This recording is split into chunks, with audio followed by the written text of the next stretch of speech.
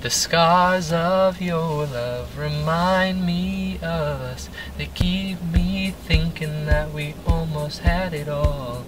That living my faith really means that God is present when I do my work. God is present when I am in rehearsal. God is present, and just making sure that I'm aware of the fact that no matter what I'm doing, I'm doing it for God, and that He's there with me, supporting me, and I think that's what living your faith is making sure that your faith is in every aspect of your life.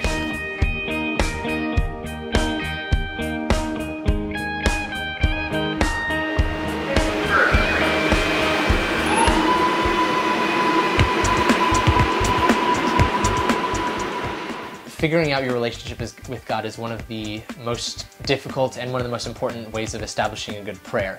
Because I would say for the majority of my life, I did have this sort of like, I am in God's presence, like a distance from Him, an intense reverence, but distance.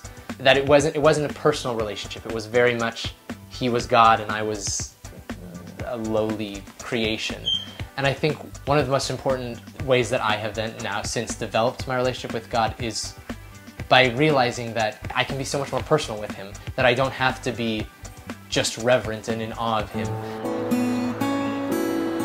If you have a personal relationship with God, then it's just a half an hour spending time with your best friend. You know, it's not a matter of sitting in church and listening to some old guy talk. Because I feel like that's what people who are non-Catholics see church as just boring, because they just, you sit down, you kneel, you stand, you sit down, you kneel, you stand, and you just listen to someone else talk at you. But if you're thinking about it as an act of communion with God, with one of your best friends, then it's fun, even. Oftentimes, I'll be praying and I feel like He'll drop a thought in my head that'll just make me laugh. And I think that realizing that God has a sense of humor is wonderful and can make me so much more close to Him.